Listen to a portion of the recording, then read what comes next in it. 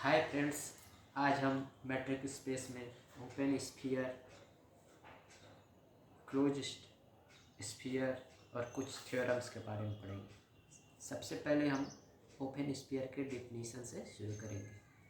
तो सबसे पहले let X D be a metric space, यानी कोई एक्स डी मैट्रिक स्पेस ले लिए।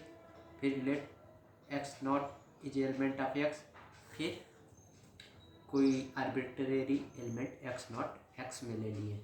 फिर if R is any real number greater than zero, यानी आर कोई पॉजिटिव रियल नंबर है, देन द सेट कैसे है define, X element of X such that ये क्या है, distance between x and x not, यानी एक्स एंड एक्स नॉट जो दोनों एक्स के एलिमेंट हैं उनके बीच की दूरी आर से कम हो तो वो सेट क्या ओपन स्फीयर कहलाता है।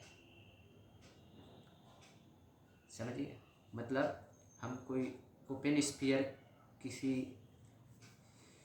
मैट्रिक स्पेस के अंदर कैसे डिफाइन करते हैं कि कोई एक्स एलिमेंट ले लिए एक्स का सच दैट इसकी दूरी एक फिक्स्ड पॉइंट, जो फिक्स्ड पॉइंट कहलाता है वो क्या कहलाता है, सेंटर, और आर तब क्या कहलाता है, रेडियस ऑफ स्फीयर, यानी इस ओपन स्फीयर, यानी एक्स और एक्स नॉट वो क्या हो, आर से कम हो दूरी। यानी ये ले मान लो एक्स नॉट है और एक आर रेडियस ले लिया, तो इसकी दूरी कोई भी जो एलिमेंट हो जो जिसकी दूरी एक्स नॉट और एक्स की जो दूरी हो आर से कम हो, तो उस कलेक्शन ले लेंगे उस पॉइंट का, तो वो ओपन स्फीयर कहलाएगा। और इसको हम डिनोट करते हैं S R bracket x not से, या एस एक्स नॉट आर, जहाँ एक्स नॉट फिक्स्ड पॉइंट को बताता है और आर रेडियस को। लेकिन इसमें एक पॉइंट है, जो आर दूरी पे होगा एक्स नॉट पे, वो एलिमेंट इसमें इंक्लूड नहीं होगा। केवल जो जिसकी दूरी आर से कम होगी वही ओपन स्फीयर होगा, जब सेंटर एक्स नॉट और रेडियस आर हो। अब क्लोज स्फीयर में थोड़ा सा अंतर रहता है। इसमें कोई ले लिए एक्स डी मैट्रिक स्पेस और इसको हम S R capital bracket x not से या एस कैपिटल ब्रैकेट के अंदर एक्स नॉट आर से डिनोट करते हैं, जबकि इसको स्मॉल ब्रैकेट से। तो इसको कैसे डिफाइन करते हैं, इसमें एक्स के वो एलिमेंट आएंगे जो जिनकी दूरी एक्स नॉट से आर होगी या उससे कम होगी। इसमें क्या होगी, इसमें कम होगी, यानी इसमें वो एलिमेंट होंगे जिसकी दूरी एक्स नॉट और उस एलिमेंट के बीच की दूरी आर से कम होगी, लेकिन इसमें आर के बराबर भी हो सकती है और आर से कम। बस यही डिफरेंस है क्लोज स्फीयर ओपन स्फीयर में। ओपन बेसिकली ओपन स्फीयर एक सेट होता है, सेट, उस सेट में एक पॉइंट ले लेते हैं एक्स नॉट जो कि फिक्स होता है, अब वहाँ से एक रेडियस मान लेते हैं आर है, तो उस आर के अराउंड हम घूमते हैं, स्फीयर बनता है। तो उसमें जो जो पॉइंट होगा अगर उसकी दूरी आर से कम है तो उन सब सेट को लेंगे तो ओपन स्फीयर बनेगा। और जब आर वाले डिस्टेंस पे जो एलिमेंट है उसको भी इंक्लूड करेंगे तो वो क्लोज स्फीयर हो जाएगा। उम्मीद करता हूँ आपको यह समझ में आया होगा। The open sphere and close sphere are non empty because it contain centre. हम कोई भी ओपन स्फीयर है या क्लोज स्फीयर है वो नॉन एम्प्टी नहीं होगा, क्योंकि कम से कम सेंटर तो उसमें होगा ही ना, जिसको हम सेंटर मान के आर से ले रहे हैं।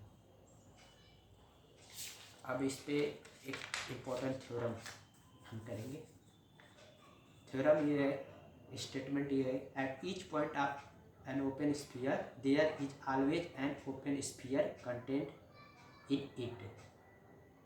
यानी हम कोई ओपन स्फीयर ले लें, ओपन स्फीयर मतलब सेट है जिसकी दूरी मान लो आर है और फिक्स पॉइंट एक्स नॉट है।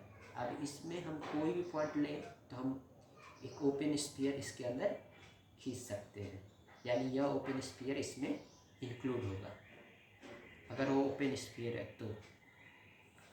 अब सब तो इसके लिए सबसे पहले क्या करेंगे, एक ओपन स्फीयर ले लेंगे। Let R S R X not is equal to set है जो कि X is element of X और इसकी दूरी क्या है एक्स नॉट से आर से कम है।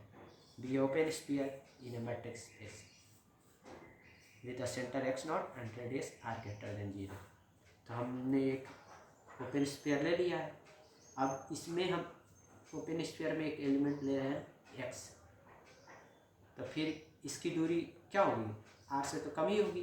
डी एक्स नॉट एक्स से जो दूरी होगी वो आर से कम होगी डिस्टेंस। तो जब d x naught less than equal to r है तो हम इसको इधर ट्रांसफ़र करेंगे तो क्या होगा, वो ग्रेटर देन 0 हो जाएगा। तो हम इसको अब क्या मान ले रहे हैं, आर डॉट या आर डैश। तो r dash is equal to क्या हो जाएगा, r minus d x not. So जो अब यक्स सेंटर मान के जब आर रेडियस का खींचेंगे तो वो कहाँ जाएगा, एस आर एक्स नॉट में ही जाएगा। मान लो सबसे पहले हमने मान लिया एक एक्स नॉट है और इसका आर सेंटर है, तो एक ओपन स्फीयर हम पहले ही खींच चुके हैं। अब हम जब आर और अब इसमें एक पॉइंट ले रहे हैं एक्स नॉट, ठीक है। तो ये तुम्हारा क्या हो गया, ये यक्स है ना, तो ये जो दूरी होगी यही ना तुम्हारी डी एक्स नॉट होगी। तो डी एक्स नॉट आर से तो छोटा ही लग रहा है ना, हाँ ये तो इससे छोटा ही है आर से। तो हम अब इस दूरी को, ये दूरी है, ये क्या हो गया आर डैश, यानी यक्स से हम आर डैश, ये आर डैश ले लें तो हम इसको अब सेंटर मान के तो एक ओपन स्फीयर खींच ही सकते हैं। तो यही ओपन स्फीयर क्या कहलाएगा, आर डैश है, और ये है किसमें, एस आर एक्स नॉट में। उम्मीद करता हूँ समझ गए होंगे ये किसमें है, एस आर एक्स। अब दूसरे काम क्या कर रहे हैं, अब इसमें भी एक एलिमेंट ले रहे हैं वाई, इसमें वाई। तो अब यक्स सेंटर और ये वाई है, तो डी एक्स वाई अब इसमें फिर से आर से कम होगा, आर डैश से। ये आर है, ये डी एक्स नॉट है, ये तुम्हारा है आर डैश। अब इसमें हम ले लिए एक वाई एलिमेंट।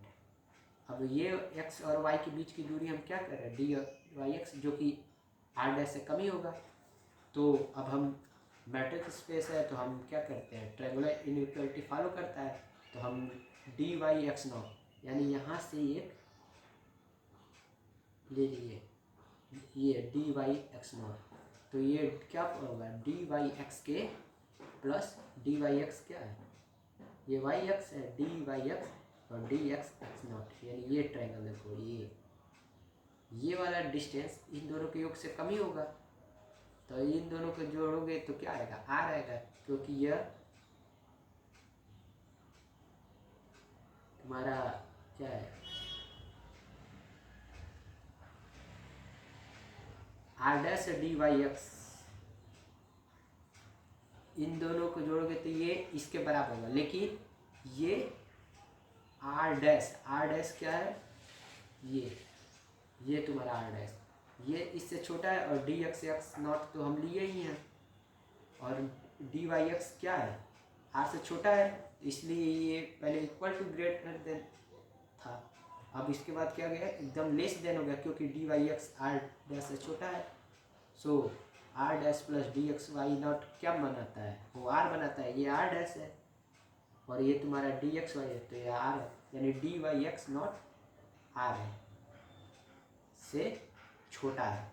यानी जब d y x naught r से छोटा है तो वाई किस में जाएगा, तुम्हारा मेन में जाएगा। तो यही प्रूफ हो गया कि there is an open sphere contain in it. अगर कोई ओपन स्फीयर है तो उसके अंदर कोई ना कोई एक ओपन स्फीयर होगा जो कि इसमें कंटेन करेगा।